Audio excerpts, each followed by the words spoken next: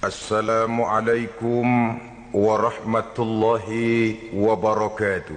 Waalaikumsalam warahmatullahi wabarakatuh. Bismillahirrahmanirrahim.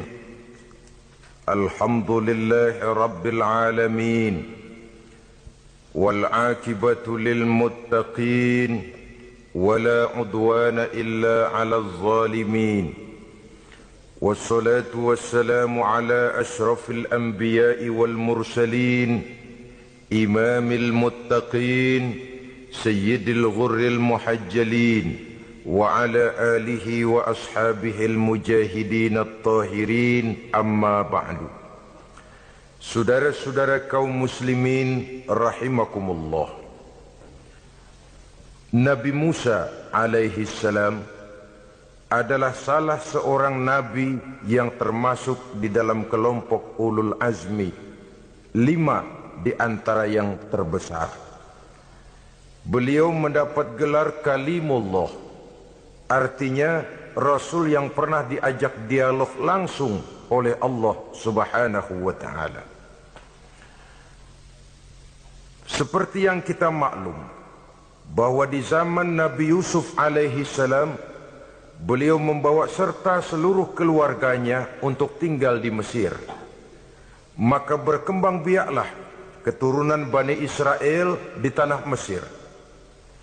Sampai di zaman pemerintahan Ramses II yang merasa khawatir dengan semakin banyaknya keturunan Bani Israel di Mesir akan menghancurkan kekuasaan daripada kerajaannya. Ramses II inilah yang kita kenal sebagai Fir'aun di zaman Nabi Musa alaihi salam. Maka terjadilah kemudian kebijaksanaan yang tidak bijaksana. Orang-orang tua dari Bani Israel dikerjakan secara paksa, membangun bangunan-bangunan mercusuar.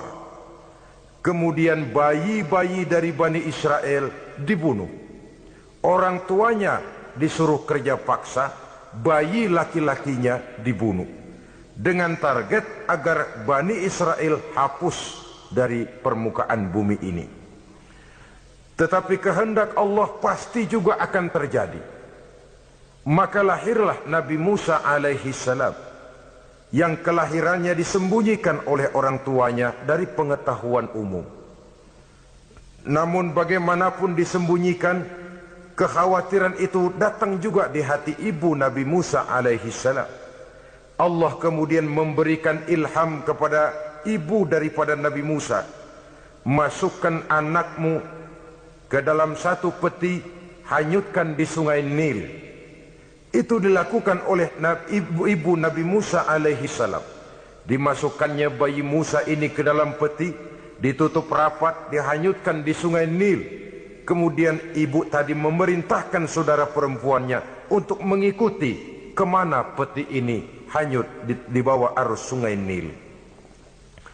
Adapun peti ini kemudian hanyut dibawa oleh arus sungai Nil, memasuki istana Fir'aun.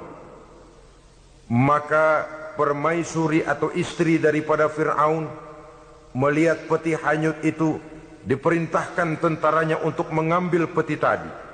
Manakala peti terbuka, berisi seorang bayi laki-laki yang sangat mungil, sangat gembiralah istri daripada Fir'aun. Diusulkannya kepada suaminya agar bayi laki-laki tadi diambil saja, dijadikan sebagai anak angkat, dipelihara dan dibesarkan dalam istana. Fir'aun menerima usul daripada istrinya. Maka sejak saat itu dijaga, dipelihara dan dibesarkanlah Nabi Musa alaihi salam di lingkungan istana Fir'aun laknatullah alaihi. Begitulah ia memasuki masa remajanya, tumbuh sebagai anak angkat daripada Fir'aun dengan segala fasilitas yang serba cukup di dalam istana Fir'aun, sampai pada masanya di mana ia kemudian menyadari bahwa ia sebenarnya bukan dari keturunan orang-orang Mesir, tapi berasal dari keturunan Bani Israel. Sehingga satu hari ketika ia keluar dari istana, ia bertemu dengan orang yang sedang bertengkar Satu dari keturunan Bani Israel, satu lagi dari orang Mesir. Musa membantu orang Israel ini melerai perkelahian, tapi kemudian Nabi Musa memukul orang Mesir tadi, dan memang hebat, sekali pukul mati. Saudara-saudara, tidak sengaja Nabi Musa itu hanya memukul, memberikan peringatan, tapi mati. Ini disembunyikan oleh Nabi Musa, tapi bagaimanapun disembunyikannya, akhirnya toh tahu. Apalagi Fir'aun sejak awal memang sudah mendapat firasat. Jangan-jangan inilah yang banyak diramalkan oleh dukun-dukunku, ahli nujum di istanaku, bahwa akan lahir seorang anak laki-laki dari keturunan Bani Israel yang akan menghancurkan kekuasaanku, memusnahkan kerajaanku. Jangan-jangan ini orangnya. Sejak hari pertama menemukan bayi Musa, Fir'aun sudah punya firasat ke arah itu. Tapi karena kalah oleh desakan istrinya, maka diterimalah Musa untuk dibesarkan di dalam lingkungan istana. Sehingga akhirnya oleh karena perasaan bersalah ini, Nabi Musa melarikan diri. Melarikan diri dari istana Fir'aun setelah nyata-nyata bahwa dia memang keturunan Bani Israel. Melarikan dirilah Nabi Musa alaihi salam keluar dari Mesir menuju negeri Madian. Di dalam pengembaraannya, saudara-saudara, di satu lembah, Nabi Musa ketika itu belum menjadi nabi. Pemuda Musa ketika itu sedang beristirahat. Dari kejauhan dilihatnya orang sedang berdesak-desakan.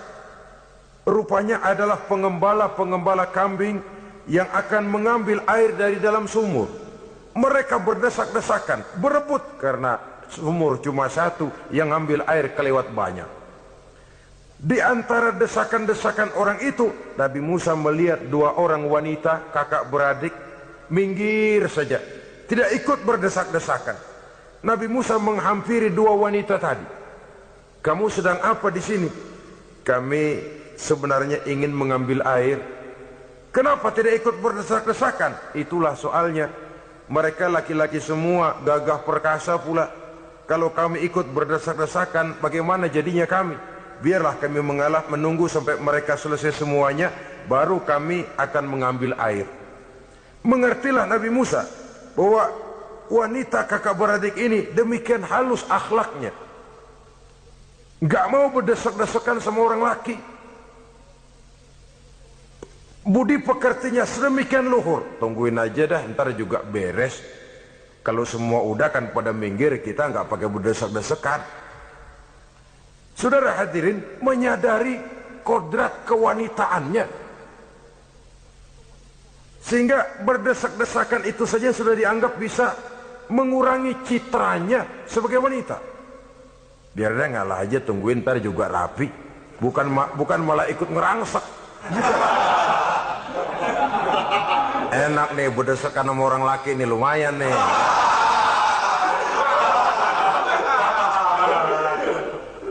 Sepintas itu saja sudah cukup bagi Nabi Musa, pemuda Musa, untuk menilai akhlak daripada wanita itu tadi.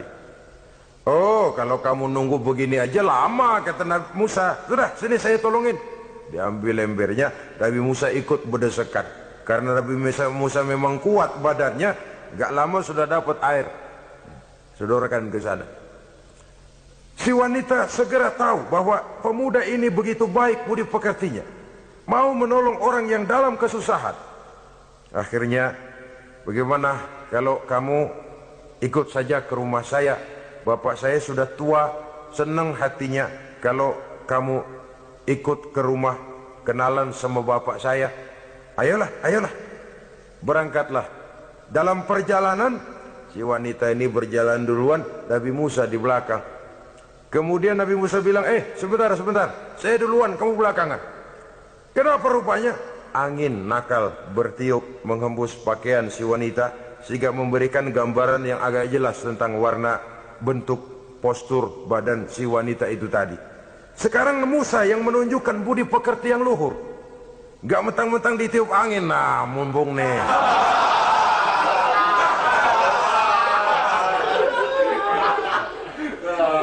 rezeki nih kapan lagi nyari yang begini ya?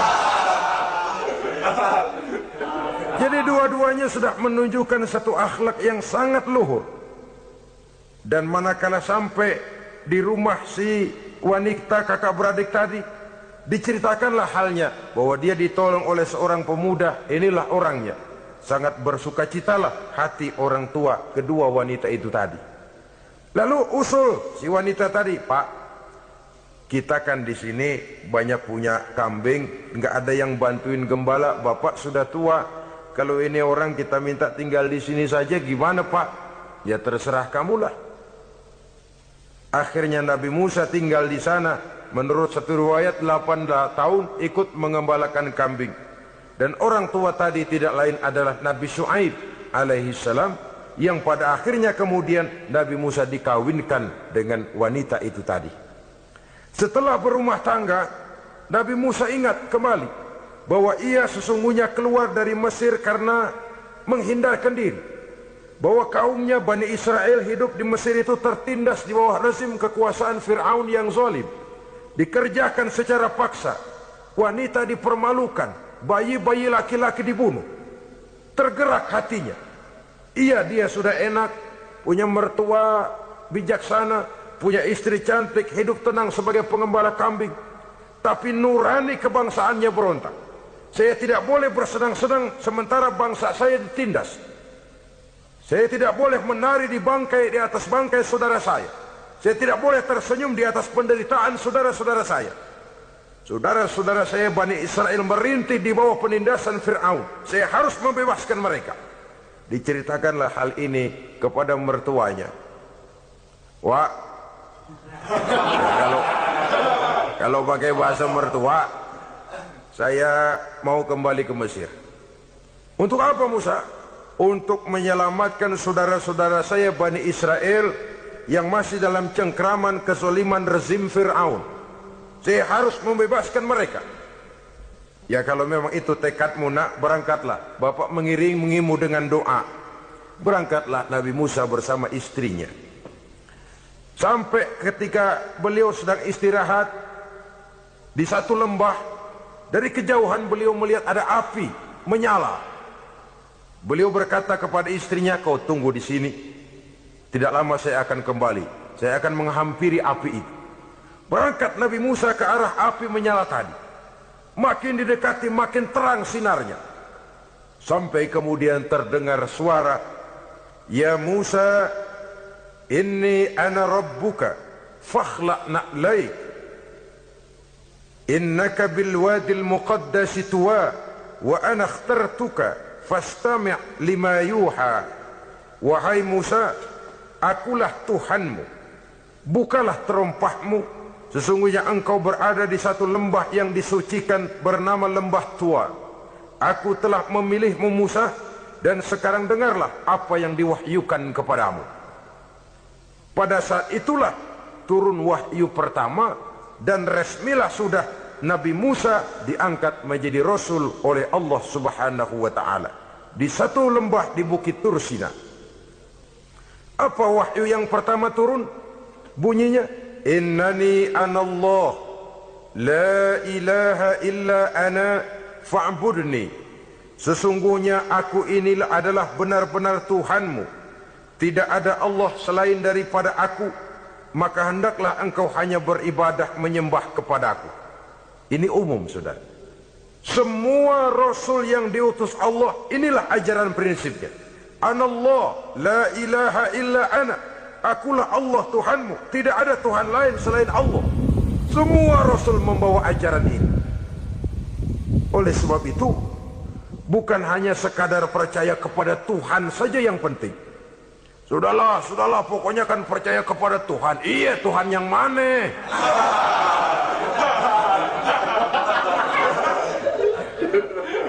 Sebab kalau sekadar percaya kepada Tuhan, rasanya semua agama percaya kepada Tuhan.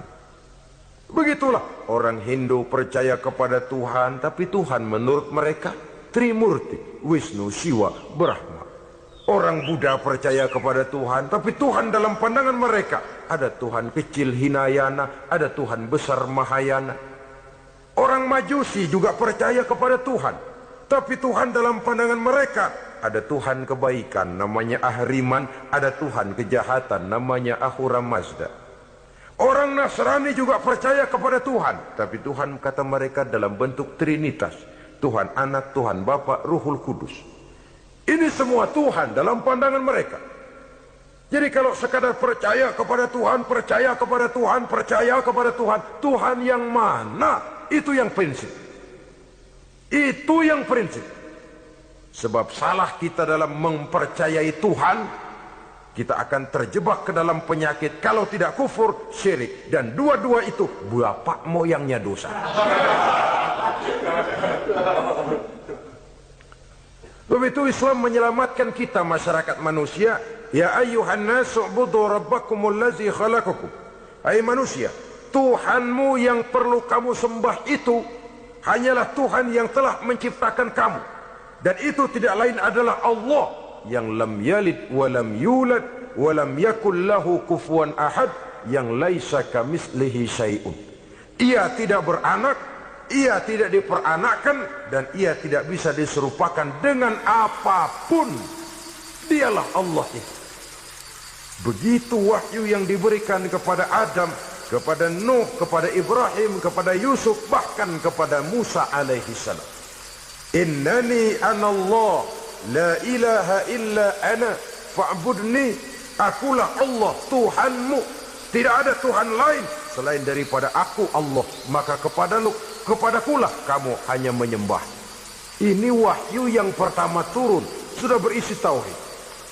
Jadi hakikatnya agama Yahudi, saudara, adalah agama tauhid, agama monoteis, agama yang mengajarkan hanya ada satu Tuhan untuk seluruh alam, dan Tuhan itu adalah Allah subhanahu wa ta'ala. Sebab itu syahadat orang Yahudi bunyinya begini: Shema Yisrael Yahweh Elohenu Yahweh Echad. Ini syahadatnya orang Yahudi. Itu perbedaan bahasa Suryani Ibrani dengan bahasa Arab. Kita Isma itu bahasa Arab, dia Shema. Isma, Shema. Shema Yisrael Yahweh Elohenu Yahweh Echad. Ahad Echad.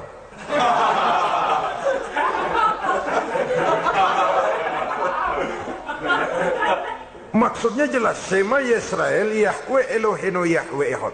Dengarlah hai Israel, Tuhan kita ialah Tuhan yang Esa. Yahweh kata mereka, Tuhan kita ialah Tuhan yang Esa. Esa tunggal, tidak beranak, tidak diperanakan. Kalau masih beranak, masih diperanakan, jangan Esa disebut, sebab dia masih berbilang. Dan maha suci Allah daripada sifat berbilang.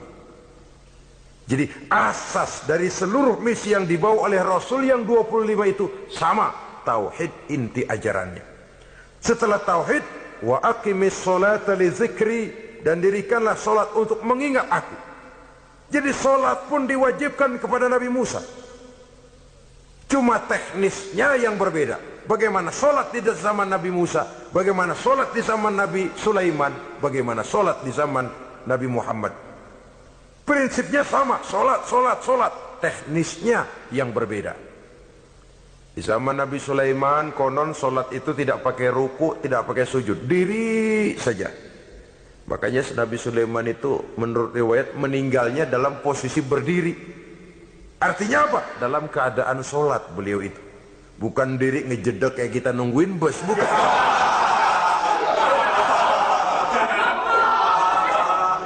Berdiri dalam kondisi solat. Tapi yang jelas solat itu setiap Nabi, hanya teknisnya saja yang berbeda. Jadi ini sudah akidah dan syariat. Akulah Allah Tuhanmu, tidak ada Tuhan lain selain aku. Ini kan akidah. Yang kedua, wa aqimis sholata li zikri, syariat. Dirikan solat untuk mengingat aku. Inna sa'ata atiyatun, sesungguhnya kiamat itu pasti akan datang. Ini juga sudah urusan beriman, percaya kepada yang gaib. Saudara-saudara kaum muslimin rahimakumullah, setelah mendapat wahyu ini, turunlah perintah Allah kepada Nabi Musa. Apa kata Allah? Izhab ila fir'auna innahu tagha. Sekarang Musa, berangkatlah kamu menuju Fir'aun. ia telah melampaui batas. Berangkatlah kamu ke sana Musa, hadapi Fir'aun, sampaikan dakwah ini. Ia telah melampaui batas. Innahu tagha, ia telah berlebih-lebihan. Nah, saudara-saudara, jadi dua fungsi sudah. Kalau pada mulanya Nabi Musa berniat kembali ke Mesir hanya untuk membebaskan kaumnya Bani Israel, sekarang malah bertambah. Tidak hanya sekedar itu, malah lebih utama adalah menyampaikan risalah, menyampaikan misi kerasulannya, menyadarkan Fir'aun, menegakkan tauhid, mengembangkan syariat. Bertambahlah tugas Nabi Musa sebagai pejuang bangsa, juga sebagai mujahid, pejuang agama. Pada mulanya sebagai pejuang bangsa tuh. Artinya Nabi Musa ini kembali kepada Fir'aun di Mesir, tujuannya tadi kan cuma untuk membebaskan Bani Israel kaumnya. Ini pejuang bangsa. Tapi di tengah jalan ia mendapat wahyu. Berangkat kau kepada Fir'aun, innahu tagha, ia telah melampaui batas. Sadarkan dirinya, canangkan tauhid, sampaikan syariat. Bertambahlah tugasnya. Lebih daripada sekedar pejuang bangsa, ia juga pejuang agama, pejuang tauhid. Dwi fungsi. Kadang-kadang ada pejuang agama tapi tidak pejuang bangsa. Kadang-kadang ada pejuang bangsa tapi tidak pejuang agama. Nah, saudara-saudara kaum muslimin rahimakumullah, idealnya ya kedua-duanya. Ya pejuang agama, ya pejuang bangsa juga. Mendapat tugas seperti ini, apa permohonan Nabi Musa alaihi salam? Beliau berkata, qala rabbi shrah li sadri wa yassir li amri wahlul 'uqdatam min lisani yafqahu qawli waj'al li waziran min ahli Haruna akhi usdud biha uzri. Ini permohonan Nabi Musa ketika dilantik menjadi rasul. Diberikan tugas, berangkat kau ke Mesir, sampaikan risalah ini kepada Fir'aun, karena ia telah melampaui batas.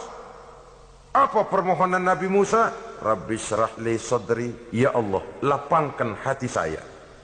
Wa yassir li amri, mudahkan urusan saya. Wahlul 'uqdatam min lisani, buka kebekuan lidah saya. Yafqahu qawli, sehingga mereka mengerti apa yang akan saya bicarakan. Ini kondisi dasar.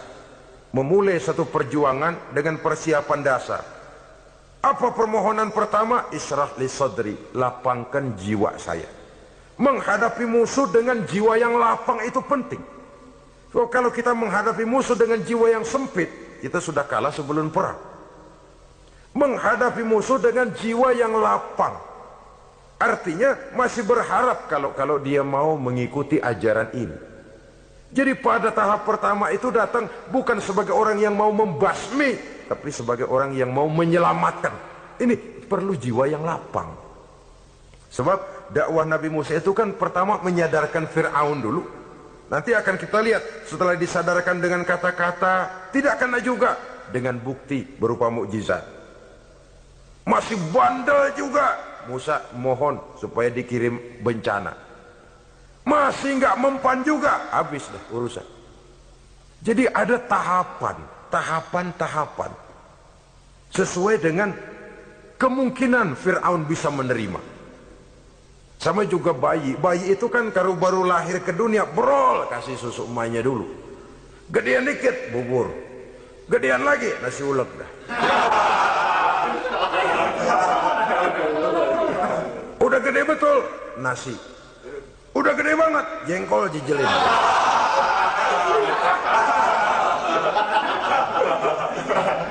Jadi ada semacam tahapan. Kalau begitu lahir dikasih jengkol kan habis. Peringatan dulu. Setelah peringatan, bukti berupa mukjizat. Dihadapkan dengan sihir, menang mukjizat. Masih tidak mempan juga, teguran, dikirimkan azab, dikirimkan bencana. Masih tidak mempan juga, sudah ditenggelamkan oleh Allah di Lautan Merah. Itu akan kita ceritakan kemudian nanti. Jadi apa yang diminta oleh Nabi Musa, ya Allah, lapangkan hati saya menghadapi Fir'aun ini. Fir'aun CS, Fir'aun, Haman dan lain-lain. Dan jangan lupa Fir'aun itu cuma ya hakikat tapi juga simbol. Hakikatnya memang ada yang namanya Fir'aun itu. Simbol karena Fir'aun selalu berkembang. Di setiap zaman, di setiap tempat Fir'aun selalu ada. Cuma liciknya Fir'aun ini kemana dia pindah, ke situ dia ganti nama. Orang sering lupa, padahal isinya Fir'aun. Namanya bisa Hitler, namanya bisa Mussolini, namanya bisa Stalin, tapi isinya Fir'aun. Kemana dia tinggal, di situ dia ganti nama. Simbol dari kekuasaan yang terlepas dari kontrol iman. Simbol dari kekuasaan yang menyebabkan orang lupa diri dan lupa daratan. Dan sebenarnya mah Fir'aun mulanya cuma raja tuh, raja doangan dia. Cuman kelamaan jadi raja kagak mau turun-turun. Akhirnya dia menganggap tidak ada yang lebih tinggi daripadanya. Apalagi ketika Nabi Musa datang mengajarkan ada Tuhan lain, yaitu ada Tuhan yang sebenarnya yaitu Allah. Lah Fir'aun sampai kepada puncak kekurang ajarannya memproklamirkan diri sebagai Tuhan. Ana rabbukumul a'la. Bukan karena kebodohannya sebenarnya, tapi karena gengsi kekuasaannya.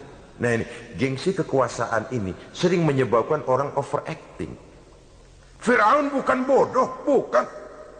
Fir'aun bukan tidak tahu kalau Musa itu benar, tahu. Fir'aun bukan tidak ngerti kalau itu mukjizat, sihir kalah, tahu. Tapi gengsi kekuasaan. Gua kan raja, masa di depan rakyat tunduk sama Musa, gengsi dong.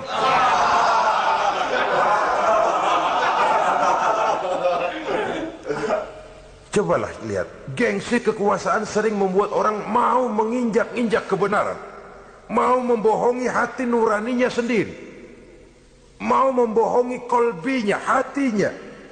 Padahal itu sudah, orang kalau sudah hatinya sendiri dibohongin, apalagi orang lain, sudah manusia paling kejam itu. Cuma karena gengsi kekuasaan saja. Gengsi kekuasaan kadang menganggap remeh kecil Nabi Musa, kadang merasa besar di depan rakyatnya, tiba-tiba harus tunduk kepada dakwah Musa. Ntar dulu, ada apa sama Musa, dia kanyut gue yang ngangkat. Iya toh, peristiwa di sungai Nil itu, kan aku yang nyelamatin, aku yang besarkan dia di istanaku. Gengsi kekuasaan sering menyebabkan orang overacting. Bukan karena kebodohannya, dia tahu itu benar, tapi dia berat untuk mengikutinya. Kenapa? Gengsi kekuasaan. Inilah watak Fir'aun. Oleh sebab itu Nabi Musa minta, ya Allah, lapangkan hati saya menghadapi orang kayak Fir'aun ini. Wa yassirli amri, dan mudahkan urusan saya. Ini, orang berjuang itu saudara, setelah segala taktik dan strategi dibicarakan, segala persiapan fisik disiapkan, jangan lupa wa yassirli amri, ya Allah mudahkan urusan saya. Sebab sepanjang yang bisa kita lakukan hanyalah berusaha dan berusaha. Kepastian, ketentuan, hak prerogatif daripada Allah Azza wa Jalla. Kalau Allah memberikan kemudahan, satu dunia orang mau menghadang, no problem. Kalau Allah sudah memberikan kemudahan, satu dunia orang mau mendatangkan kesulitan, gak ada gunanya. Wa yassir li amri, mudahkan kiranya urusan saya ini ya Allah. Karena sudah terbayang oleh Musa. Pertama faktor psikologis. Bagaimanapun Fir'aun itu kan bapak angkat sendiri. Ya orang kalau nasihatin orang lain barangkali nggak terlalu jadi beban moral. Tapi kalau sudah menasihati orang yang pernah mengasuh dan membesarkan dia, itu kan beban moral. Sulit posisi ini. Apalagi kekuasaan mutlak berada di tangannya, tentaranya gagah perkasa. Wa yassir li amri, mudahkanlah urusan saya ya Allah. Lapangkan hati, mudahkan urusan. Saudara-saudara kaum muslimin rahimakumullah. Permohonan yang ketiga dari Nabi Musa setelah minta dilapangkan hati dan dimudahkan urusan, wahlul 'uqdatam min lisani, bukalah kebekuan lidahku. Satu riwayat menjelaskan bahwa Nabi Musa memang agak gagap kalau bicara. Riwayat lain menjelaskan bahwa beliau agak sedikit cadel. Tapi yang jelas, minta agar dibukakan kebekuan lidah.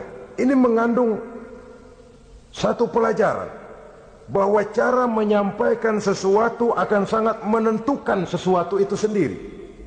Sesuatu yang baik, kalau salah cara kita mengucapkannya, salah cara kita menyampaikannya, jadi tidak baik kesan orang. Ini soal ucapan. Soal hati itu Allah saja yang tahu. Tapi kan orang sebelum tahu hati ini, omongan yang didengar, tingkah laku yang dilihat. Maka ini yang diminta oleh Nabi Musa alaihissalam. Misi risalah ini berat.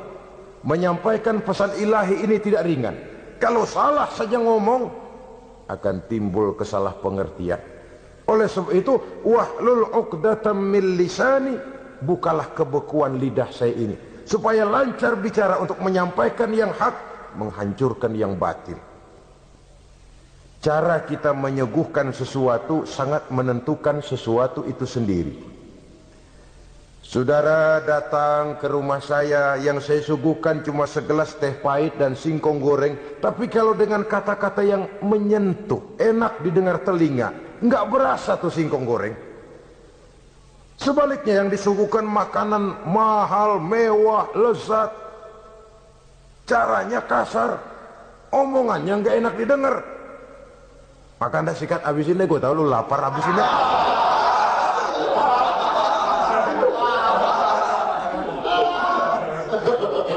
Rasanya biar lapar juga nahan juga gitu. Apa itu?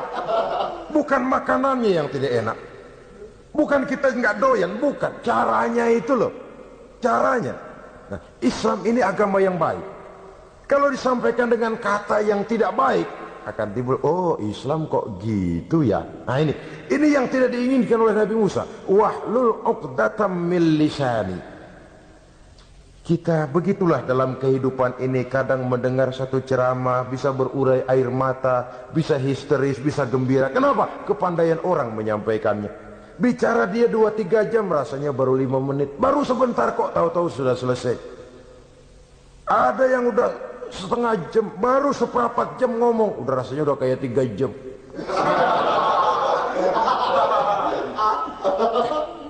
Kita udah berbisikkan, udah dah. Wahlul 'uqdatam min lisani. Targetnya apa? Yafqahu qawli, agar mereka memahami. Tentu lawannya agar mereka tidak salah mengerti, agar mereka tidak salah paham. Sebab kalau misi ini diterima dengan salah paham, dakwah tidak nyambung. Maka ini doa banyak dibaca, diamalkan oleh orang-orang mimbar yang sering pidato. Lapang hati melihat kerumunan orang banyak, tapi nggak dak-dikduk, nggak kena demam mimbar. Udara dingin tapi keringat, baju basah. Saudara hadirin yang saya hormati, lalu permohonan yang selanjutnya daripada Nabi Musa alaihi salam, waj'al li waziran min ahli, dan jadikanlah bagiku seorang pembantu dari keluargaku. Siapa? Harun akhi, dia tidak lain adalah saudaraku Harun.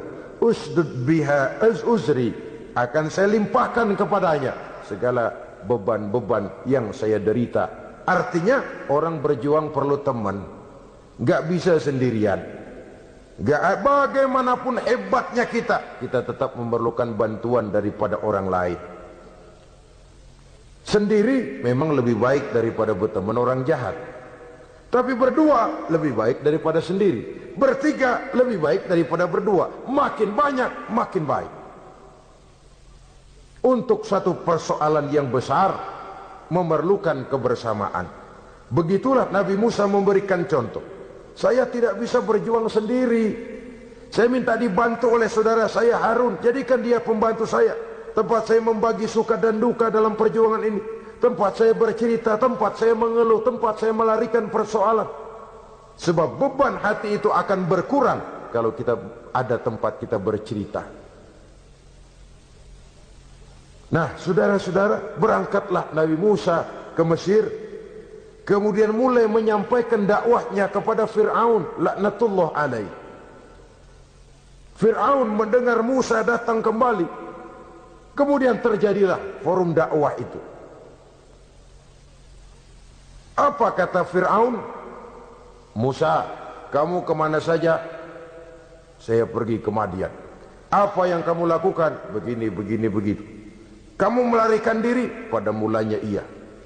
Dan sekarang apa maksud kamu datang kembali ke Mesir? Semula saya ingin membebaskan kaum saya Bani Israel. Lalu saya kemudian menerima wahyu dari Allah. Ditugaskan, diperintahkan langsung oleh Allah Sang Maha Komandan untuk datang menemui Tuhan, menyadarkan Tuhan dari kesesatan selama ini. Siapa Allah itu Musa? Allah adalah Tuhan saya dan Tuhan juga dan Tuhan seluruh alam ini. Baru nih Musa, saya baru dengar nih ada yang begini nih. Tuhanlah pakai nggak kelihatan. Tuhanlah cuma satu, yang Tuhannya banyak aja masih kelaparan.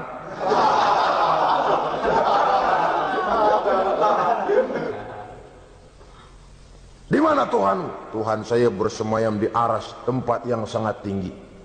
Hei Haman, kata Fir'aun kepada Perdana Menterinya, bikin menara yang tinggi. Bikin rakyat kerja paksa lagi, bikin menara tinggi. Naik Fir'aun ke atasnya, ngelepas panah dari atasnya. Menurut satu riwayat, panah itu ditangkap oleh malaikat, ditublaskan ke ikan, lalu dikembalikan lagi kepada Fir'aun dalam kondisi di mana panah itu berdarah. Dia tangkap lagi oleh Fir'aun, turun ke bawah, pidato di depan rakyatnya. Lihatin, Tuhan Musa udah saya panah nih. Mati. Saudara hadirin yang saya hormati, dengan segala macam dalih Fir'aun mencoba mengingkari dakwah Nabi Musa alaihi salam. Baiklah Musa, andai kata kamu benar, apa buktinya? Tuhan mau apa? Kamu sanggup menandingi tukang sihir saya? Insya Allah. Ayo kumpul tukang sihir, kumpul. Kumpulkan tukang sihir, dilepaskan tali-tali kecil, berubah jadi ular mengejar Musa. Musa oleh Allah difirmankan, lemparkan tongkatmu Musa. Musa melemparkan tongkatnya. Tongkat Musa kemudian berubah menjadi ular besar yang menerkam ular-ular kecil tadi. Habis itu ular kecil ciptaan tukang sihir Fir'aun. Begitu hebat mukjizat yang diberikan Nabi Musa, dan Fir'aun tahu itu mukjizat, tapi dia ingkar juga, tidak mau beriman. Sudah nyata bukti, sudah jelas saksi, dia tetap ingkar. Akhirnya Nabi Musa berdoa memohon kepada Allah, Rabbana innaka ataita fir'auna wa mala'ahu zinatan wa amwalan fil hayatid dunya. Wahai Allah, sungguh engkau telah memberikan kepada Fir'aun dan para pembesarnya zinatan, segala macam perhiasan, wa amwalan, dan segala macam harta benda, fil hayati dunia, di dalam kehidupan dunia ini. Rabbana liyudillu an sabilik, semuanya hanya menyebabkan mereka jadi sesat dari jalanmu. Rabbana tmis ala amwalihim, ya Allah binasakanlah mereka di dalam hartanya. Wasdud ala qulubihim, tutuplah pintu hatinya. Fala yu'minu hatta yarawul azab al-alim, mereka tidak akan beriman sampai mereka melihat azab yang sangat pedih. Sudah dibuktikan dakwah baik-baik tidak mempan, bukti berupa mukjizat tidak kena, sampai dikirimkan teguran berupa berbagai macam bencana masih tidak juga beriman. Akhirnya Nabi Musa memutuskan, kalau begitu menyelamatkan kaum dululah. Kaumnya Bani Israel dibebaskan dari perbudakan, dibawa oleh Musa keluar dari Fir'aun, dari Mesir, dikejar oleh Fir'aun. Dalam pengejaran ini sampailah Nabi Musa di tepian Laut Merah. Buntu, depan laut, belakang tentara Fir'aun. Maju kecebur, mundur kepergok musuh, enggak ada pilihan lain. Dalam kondisi seperti ini, Allah subhanahu wa ta'ala berfirman kepada Musa, lemparkan tongkatmu ke laut, hai Musa. Musa melemparkan tongkatnya ke laut, terjadilah mukjizat. Laut terbelah, jalan muncul ke permukaan laut. Lewat Musa di jalan itu, Fir'aun terus mengejar. Ketika Musa sampai di tepian sebelah sana, Fir'aun masih di tengah jalan. Laut menutup kembali, hilang itu jalanan. Fir'aun dan seluruh tentaranya tenggelam di Lautan Merah. mati. Pada saat kondisi seperti itulah Fir'aun dalam keadaan menghadapi sakaratul maut, napas cengap-cengap, hampir putus di leher, berkata dia, amantu bi Rabbi Musa wa Harun. Kalau begini mah saya juga percaya dah sama Tuhan, percaya dah sama Tuhannya Musa dan Tuhannya Harun. Kata malaikat maut, kemarin kemana mas?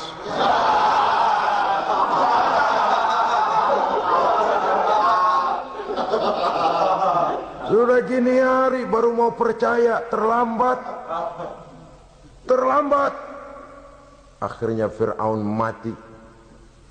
Mati, tapi badannya utuh. Allah berjanji, wa kadzalika nunajjika bi badanika litakuna liman khalfaka ayah. Kami selamatkan badanmu Fir'aun agar menjadi pelajaran bagi orang-orang sesudah kamu nanti.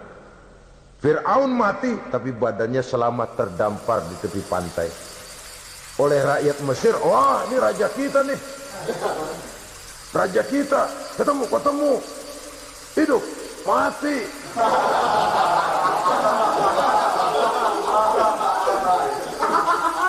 Kemudian sesuai dengan tradisi raja waktu itu, dimumilah badannya, diawetkan, sehingga sampai sekarang jenazah atau jasad daripada Fir'aun ini masih tersimpan dengan baik di museum negara di Mesir itu. Saudara-saudara kaum muslimin rahimakumullah. Jadi satu hal yang bisa kita ambil pelajaran daripada riwayat perjalanan dakwah Nabi Musa ini, bahwa dakwah menyampaikan risalah memang bukan jalan lurus dan licin bertabur bunga di kanan kirinya. Dakwah menyampaikan pesan agama, jalannya berliku, berbelok, menanjak, menurun, banyak onak dan duri di sekelilingnya.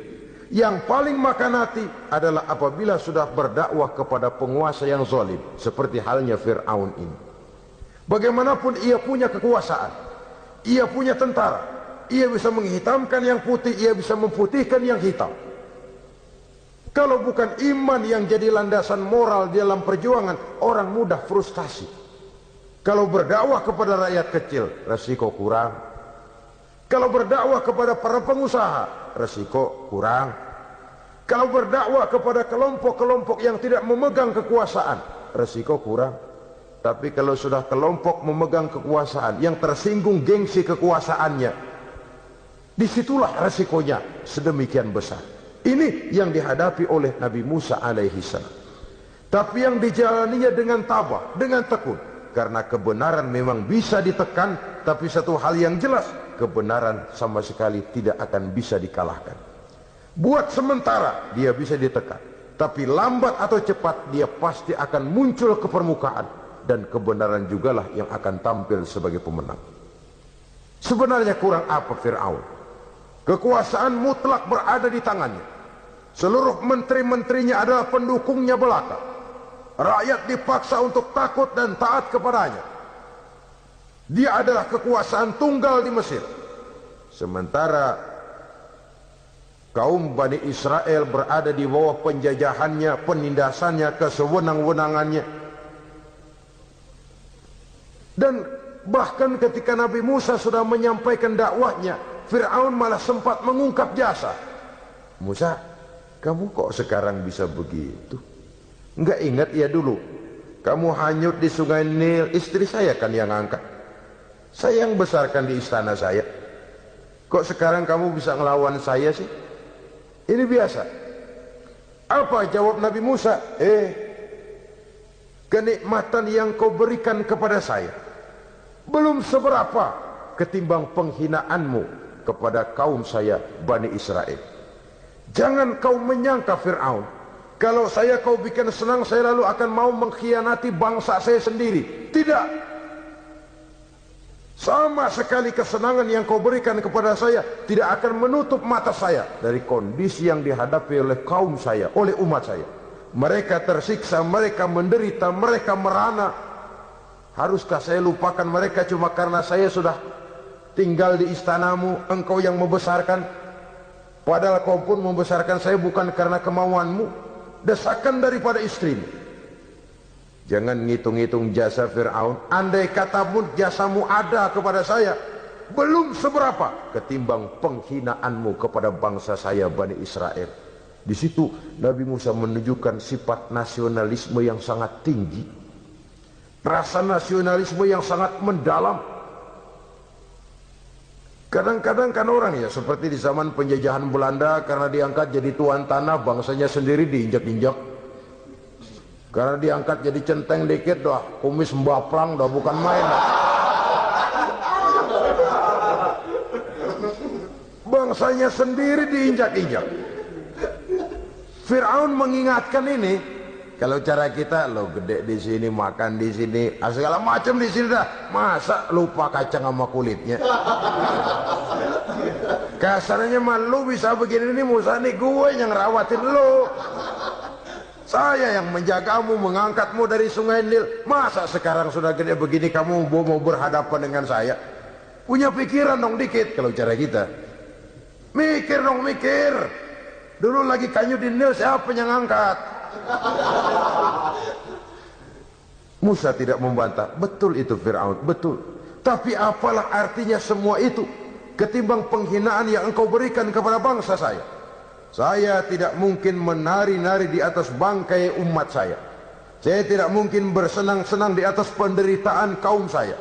Dan saya tidak mungkin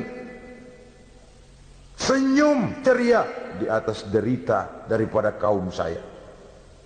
Dengan tidak melupakan jasamu, saya tidak akan merubah pendirian saya. Saya ingin membebaskan penjajahan. Saya ingin membebaskan kaum saya Bani Israel dari belenggu penindasan. Kalau engkau sudah tidak mau mendengar dakwah yang saya sampaikan, tidak mau bertuhan Allah, tidak mau menyembah kepadanya, tetap dengan keangkuhan dan kesombonganmu sekarang ini, okelah, berjalanlah dengan keyakinanmu. Tapi saya harus membebaskan kaum saya Bani Israel. Saudara-saudara kaum muslimin rahimakumullah, itulah jalan dakwah, jalan menyampaikan risalah agama, risalah Islam. Sekali lagi, bukan jalan lurus bertabur bunga. Tapi agama memberikan ajaran, balighu anni walau ayat. Sampaikan dari aku walaupun cuma sekedar satu ayat saja. Tugas ini memang mulia tapi berat. Tugas ini memang terhormat tapi penuh resiko. Ya kalau menyampaikan asal sekedar menyampaikan, sudahlah pokoknya nyampaikan, percaya syukur kagak udah dah. Bukan cuma sekadar itu, ada semacam tanggung jawab moral. Maka kondisi dasar yang dilakukan oleh Nabi Musa, permohonan yang tadi itu, ya Allah lapangkan hati saya. Jalan ini penuh onak dan duri, berliku menanjak menurun, banyak halangan, tentangan, rintangan dan fitnahan. Kemudian mudahkan urusan saya. Menentang kekuasaan Fir'aun bukan perkara ringan, bukan urusan main-main. Menentang raja yang sedang berkuasa, kekuasaannya mutlak, otoriter pula, diktator murni Fir'aun itu. Mudahkan urusan saya menghadapi jalan ini ya Allah. Karena tidak mungkin menurut otak, mana bisa kata kebiasaan, impossible kata rasio. Kalau Allah mau memudahkan, semua jalan akan terbuka dengan mudah. Tapi kalau Allah yang mempersulit, bagaimanapun matangnya perhitungan strategi, taktik, rencana, program, planning, kalau Allah mempersulit, jalan itu akan jadi buntu jadinya. Oleh sebab itu maka persiapan zahir harus diimbangi dengan persiapan batin. Untuk menegakkan sesuatu yang hak, menghancurkan sesuatu yang batil, sebagaimana yang dilakukan oleh Nabi Musa alaihi salam ini. Dan segala macam tantangan dihadapi oleh Nabi Musa. Kau menyampaikan risalah bahwa engkau Rasul? Ya. Kau punya bukti? Siap. Apa buktimu? Ini, tongkat dilempar jadi ular, tangannya dimasukkan ke saku baju lalu dikeluarkan bersinar gemerlapan, lebih sinar dari lampu merkuri. Sampai Fir'aun silau dibuatnya bersudah Musa, sudah masukkan tanganmu lagi, masukkan tanganmu lagi.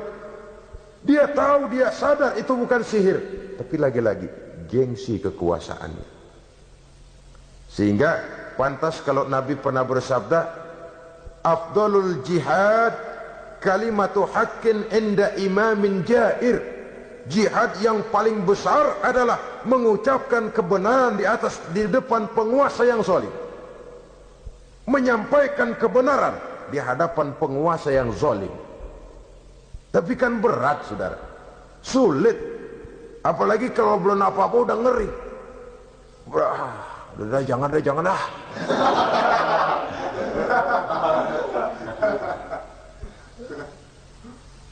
Itu sebabnya Ishrah li sadri, lapangkan hati saya. Saya tidak punya kepentingan apa-apa kecuali menyampaikan kebenaran. Kalau sudah ada kepentingan pribadi, itu yang sering jadi handicap, itu yang sering jadi jurang pemisah antara kita dengan orang yang akan kita sampaikan kebenaran tadi. Saudara-saudara kaum muslimin rahimakumullah, maka terasa benar relevannya doa yang diajarkan oleh Rasul kepada kita. Allahumma arinal haqqa haqqa warzuqna ittiba'ah wa arinal batila batilan warzuqna ijtinabah.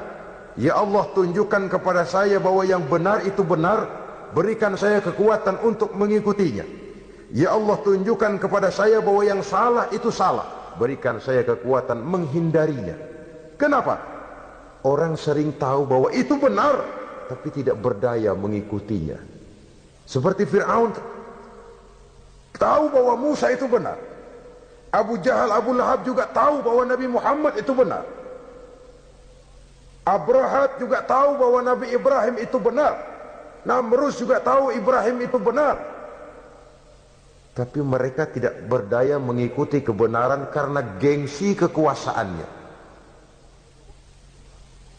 Kadang kita tahu bahwa itu salah itu. Tapi karena dilakukan oleh orang yang punya kekuasaan, kita lalu tidak berdaya menghindarinya, malah terjebak ikut-ikutan salah, lalu menghibur-hibur diri. Sudahlah, tak ada gading yang tak retak.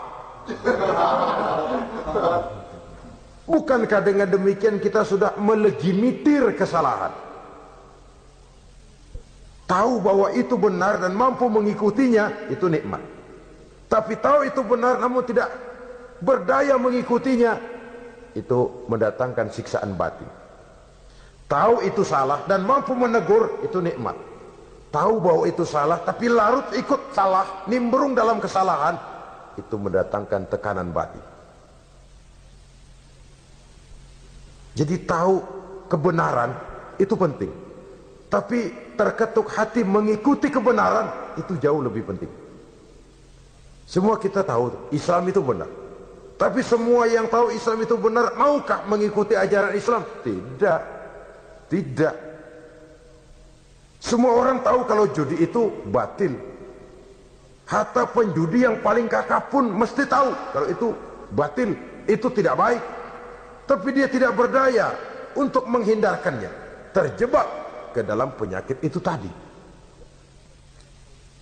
Oleh sebab itu, saudara-saudara kaum muslimin yang saya cintai, tidak ada satu ucapan yang lebih baik. Dalam istilah Quran itu Allah menjelaskan, wa man ahsanu qawlan mimman da'a ila Allah wa amila salihan wa qala innani minal muslimin.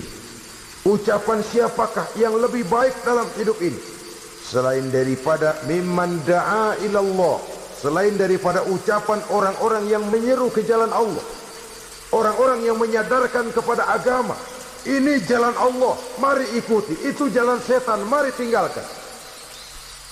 Wa amila salihan, tidak cukup sekadar berdakwah mengajak orang ke jalan Allah, dia juga beramal soleh. Dia bangun rumah sakit, dia bangun madrasah, dia bangun masjid, dia makmurkan majelis taklim, dia santuni yatim piatu. Wa qala innani minal muslimin, seraya berkata, saya termasuk orang yang berserah diri kepada Allah.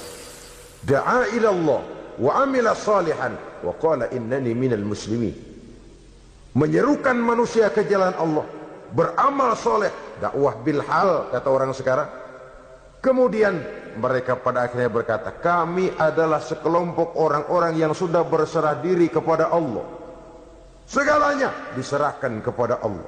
Lahirlah kedamaian rohani, ketegaran pribadi, ketentraman batin di dalam dia melaksanakan tugasnya. Kalau tidak, maka nanti ya tuh orang kan gua ajak baik-baik nyuruh sembahyang, apa gua dimusuhin. dipikirin kurus dah. ampek gaya dah. Makan hati. Soal orang mau beriman atau tidak itu bukan urusan kita. Tugas kita hanya sekedar penyampai. Tugas Rasul hanya sekedar penyampai.